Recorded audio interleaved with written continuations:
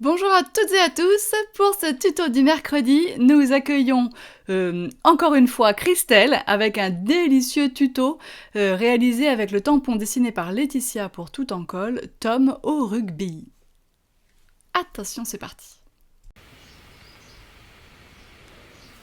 Bonjour à tous, aujourd'hui je vous retrouve pour réaliser une carte avec Tom de la planche, du set de tampons Tom au rugby, Lina au tennis. Donc je prépare toutes mes petites affaires, du papier Nina Solar White, ma memento. Alors le masque que vous voyez à l'écran finalement je ne l'utiliserai pas parce que je n'ai pas aimé le rendu.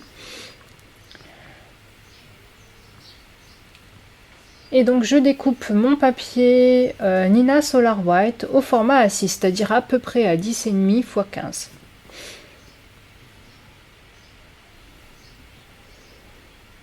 Centimètres. Hein. En réalité, moi j'utilise les marques de mon massicot puisqu'on voit en fait où se situe le A6 sur le massicot Fiskars. Ensuite, j'utilise donc ma memento comme je vous l'avais dit pour tamponner et ici vous pouvez aussi utiliser une encre hybride. Je pense d'ailleurs, je dis bien je pense parce que moi j'en ai pas, que c'est la meilleure solution parce qu'au final quand on utilise des techniques multiples, comme là je vais utiliser Distress Oxy qui sont c'est une technique humide, c'est l'idéal finalement parce que je ne pouvais pas trop mouiller mon papier finalement là pour ce fond, mais on aurait pu. On n'aurait pas pu imaginer que je le fasse pour le ciel par exemple, vous verrez après pourquoi je dis ça. Donc je rectifie là, il y avait un petit trou dans mon tamponnage, donc je rectifie avec un feutre Pitt à encre de Chine, donc aucun souci, ça ne va pas du tout filer avec l'encre à alcool de mes feutres. Là je fais des bandes de 5 mm à peu près avec mon papier de masquage. J'en ai fait deux. Je crois que je n'avais pas utilisé les deux bandes en entier après. Je ne me rappelle plus, ça fait un moment que j'ai fait la carte. Alors ensuite, je prépare. J'avais déjà préparé Tom en fait. Parce que j'ai déjà utilisé mon set plusieurs fois et j'avais préparé un peu des masquages d'avance que je n'ai pas utilisé. Donc ici je fais mon détourage. Tom est tamponné avec de la Versafine. Toujours, moi je le fais avec la Versafine au cas où, puisque je n'utilise pas de technique particulière qui risque de faire filer la Versafine quand je fais mes fonds, etc. Donc je trouve que c'est l'idéal. Et là en fait je fais le tour. Je détourne et je mords la ligne noire comme nous dit souvent Letty d'ailleurs, Laetitia, quand elle fait elle-même ses détourages de masquage. Voilà, ça permet de ne pas avoir de marge ensuite quand on réalise son fond. J'utilise des ciseaux de précision, de très petite taille. Pour moi, c'est la meilleure façon de faire pour faire un détourage, mais en fonction de nos préférences, on peut utiliser le ciseau T-Molds par exemple, ou d'autres préfèrent encore la pince de précision aussi. La pince, c'est une petite pince qui coupe et qui permet de détourer les petits détails. Voilà, donc j'applique mon petit masque. Et comme d'habitude, je galère à le placer correctement. C'est un leitmotiv chez moi. J'ai toujours du mal à placer mon masque. Donc ça me prend un certain temps. Toujours. Voilà, donc là je trouve qu'il est trop sur le côté. Donc je recommence. Je veux absolument que ce soit parfait parce qu'évidemment mon fond ne sera pas... Enfin, il y aura une marque autour de Tom si je l'ai mal mis, en fait, mon masque. Et ça, je ne le veux pas. Voilà, et là, j'estime que c'est parfait. Et là, en fait, les petites bandes de 5 mm que j'ai coupées, c'est là que vous allez voir à quoi elles servent. En fait, je vais les placer sur mon fond pour former une sorte de H. Vous savez, le H en rugby, en gros, c'est le but. C'est ce qu'il y a au bout du terrain, en fait, sur la ligne de touche, en quelque sorte. Donc, voilà, c'est ce que je vais placer.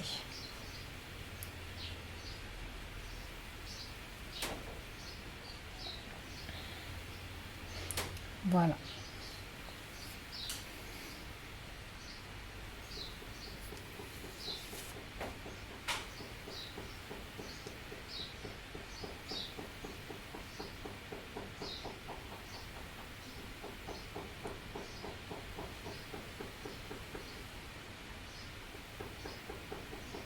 Donc je veux être sûre que tout soit droit. Donc je prends ma règle pour pouvoir bien placer mes petits morceaux de masquage. Donc je mets la deuxième barre à la verticale toujours. Donc en fait là, je n'avais pas forcément besoin de prendre une bande de la même longueur que l'autre, hein, puisqu'on est derrière Tom. Et ensuite la barre horizontale. Donc elle est trop longue, je vais devoir la couper.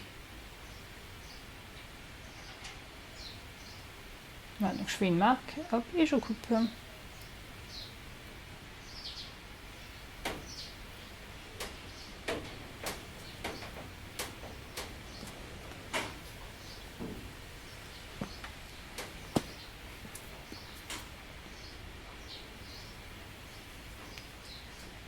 Et tous les petits morceaux que j'ai coupés et qui n'ont pas servi, je les garde, hein, je ne les jette absolument pas, on ne sait jamais, hein, ça peut resservir. Voilà. Donc ma carte est prête pour que je puisse faire mon fond maintenant, pour que je puisse appliquer mes distress. Je vais d'abord commencer par la pelouse.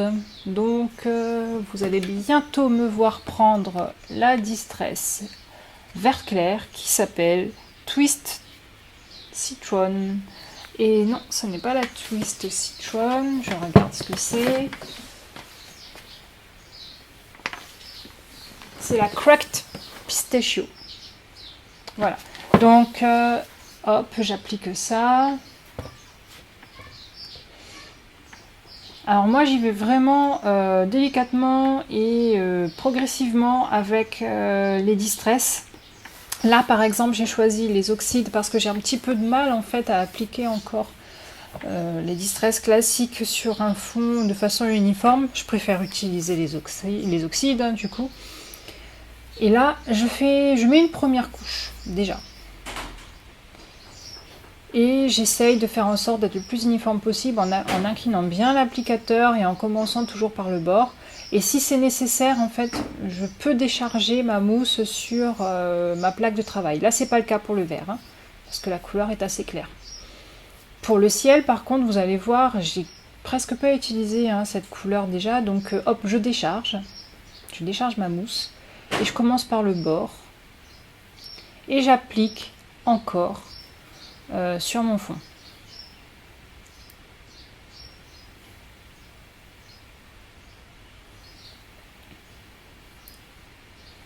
Donc là en fait comme vous voyez commencer au milieu, comme ça je commence sur Tom, sur le masque en fait, pour être sûr de ne pas laisser de traces sur mon fond. Donc je commence bien au milieu de la carte, mais d'abord sur le masque. Voilà. Donc ça fait tomber un peu, enfin ça fait mettre un peu d'encre du coup sur le masque pour rien on va dire, mais au moins on n'a pas de traces sur le fond. Je récupère aussi hein, tout ce que je mets sur ma plaque de verre, je le récupère toujours. Voilà. Donc n'hésitez pas à faire ça, à toujours décharger votre mousse quand vous voyez que le pad est très humide. Ça évite de faire des traces. Parce que quand il y a trop d'encre sur la mousse, ça laisse trop de traces en fait. Alors là j'avais nettoyé parce que j'avais peur que ça salisse ma carte, mes doigts, etc.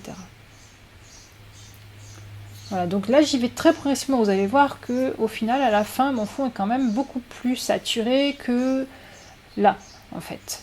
C'est très clair au début, j'ai vraiment peur d'appliquer et de faire des traces parce que le ciel, ben, c'est pas très... c'est plutôt uniforme en fait, hein, à part avec les nuages qu'il y a dedans. En tout cas, il n'y a pas de changement brusque, donc je voulais vraiment que ce soit doux, s'il y avait un changement de couleur. Enfin, d'intensité de la couleur. Donc ce que vous m'avez vu faire à l'arrière de la carte, c'est un test pour voir en fait jusqu'à quelle couleur je peux avoir avec ce pad, en fait, quelle intensité, parce que je n'avais pas encore mis dans mon nuancier celui-là. Et ça me plaît en fait, hein, cette intensité de la couleur, donc je vais essayer d'arriver à là, finalement.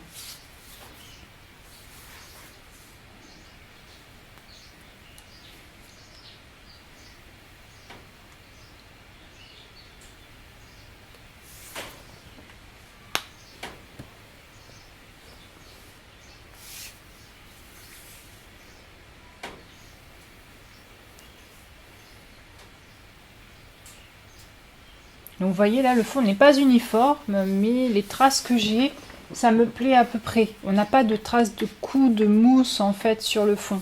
Parce que ça m'arrive souvent d'en faire, mais là j'ai réussi à peu près à avoir quelque chose de plus progressif dans mes changements d'intensité de couleur.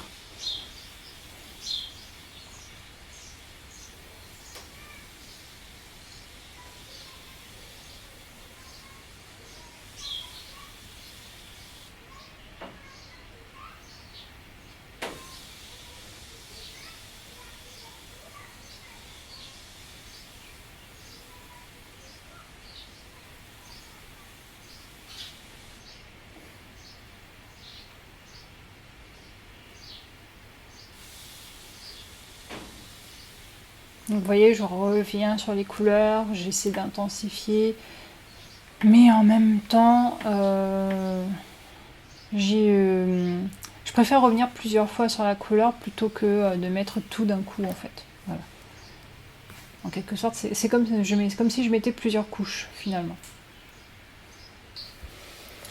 Et pour finir, là le bleu c'était Mermaid Lagoon. Et là maintenant j'utilise Squeezed Lemonade pour faire un petit soleil avec un pochoir 100% tout en colle, tout en haut. Voilà. Les couleurs de Distress Oxide se superposent à peu près, hein, donc on peut les utiliser en superposition contrairement au Distress classique qui ne se superpose pas du tout, ça se mélange. Mais on voit quand même hein, un petit peu le bleu dessous, bien sûr. Hein. Voilà, et là en fait, j'ai commencé avec mon pochoir, mais ça m'a pas plu, j'ai arrêté, j'ai essayé de camoufler après. Donc ça se voit plus trop après à la fin, je l'ai caché avec un sentiment, enfin. Et j'avais aussi, je crois, essayé de remettre un peu de bleu par-dessus. Parce qu'en fait, je n'ai pas de blanc pour faire ce travail-là, donc du coup, j'ai laissé tomber. Mais là, maintenant que je regarde, je me dis j'aurais pu le faire avec du gesso, par exemple. Alors, si vous voulez mettre des nuages, vous pouvez aussi le faire avec une peinture blanche que vous avez, hein, une fresco finish, du gesso, comme je l'ai dit. L'encre Yeti Lone Fawn aussi peut être bien.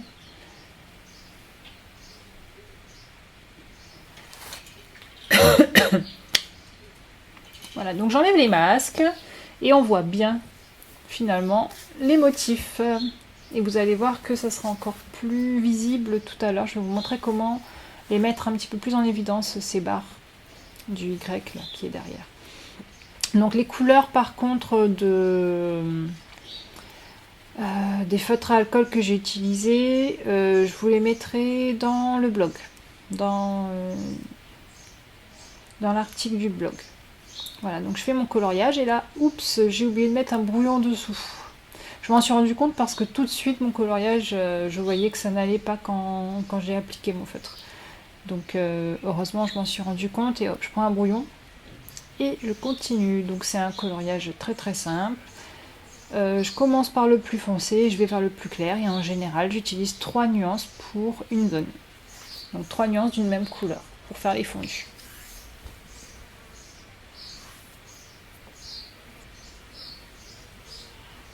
Donc le t-shirt en bleu, il y aura du rouge aussi. Il y a plein de petits détails hein, dans ces petits tampons quand même.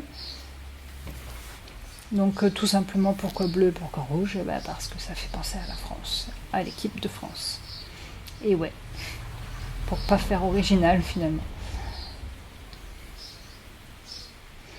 Alors comme Noël, j'ai mis du mesquin tape sur mes spectrums dont j'ai changé la pointe large en pointe pinceau. Voilà. Alors pourquoi rouge? Parce que je les ai utilisés à Noël. Donc forcément, le rouge était une couleur que j'utilisais beaucoup à Noël. J'ai encore d'autres points de pinceau là en plus, mais je vais être sûre de les mettre sur les feutres que j'utilise le plus. Je pense le mettre sur du marron, vu que ça j'utilise beaucoup pour les cheveux. Donc Tom là, il sera plutôt beige.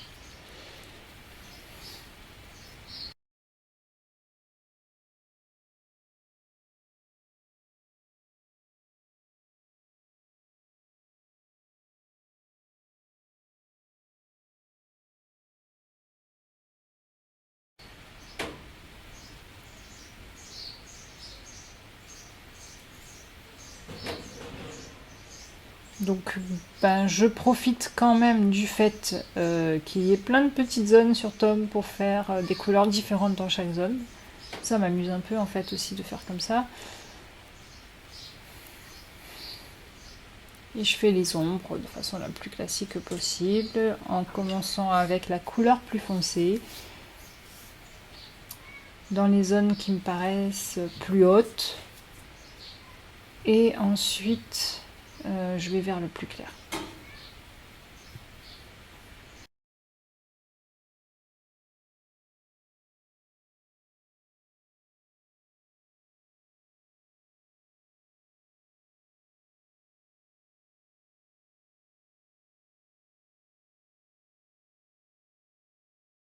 Voilà, donc Tom est terminé, et maintenant on va passer au ballon. Donc toujours en marron.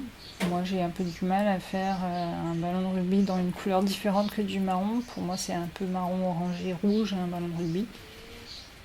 Faudrait que j'essaye.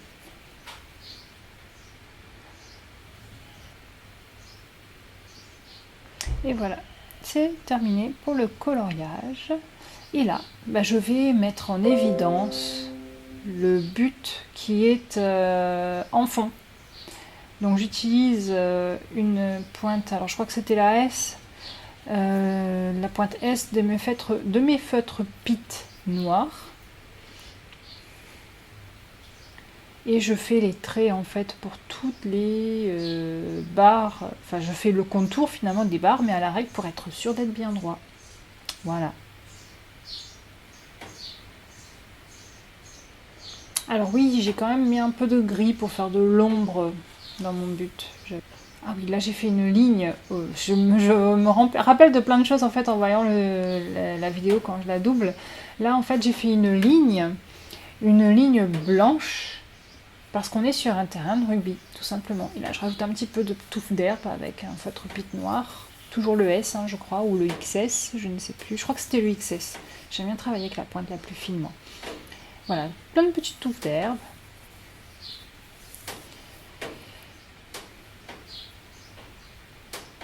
Je fais de l'ombre avec une distress grise. On aurait pu le faire avec un feutre gris, hein, mais je trouve que c'est plus joli, moi, avec de la distress. C'est plus doux, plus facile à faire et il y a moins de frontières, on va dire.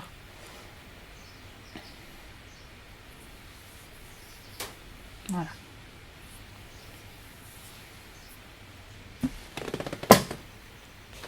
Et voilà, donc c'est terminé. Je vais donc mater le fond de carte sur un fond blanc, un papier basil en fait. Pourquoi? Parce que j'aurais très bien pu en fait masquer le contour de mon fond pour qu'il y ait une marge blanche autour, mais je n'y ai pas du tout pensé avant, donc je le fais maintenant en matant sur un papier blanc. Ensuite, j'ai maté le tout sur un papier Maya vert menthe. Je vous mettrai la référence exacte dans l'article du blog. J'ai mis un sentiment que j'ai maté également sur un papier Maya de la même couleur, monté sur mousse 3D sur le bas en fait de ma carte. Voilà, et c'est terminé. Je vous remercie beaucoup d'avoir regardé cette vidéo. Je vous dis à très bientôt. Scrapbiz!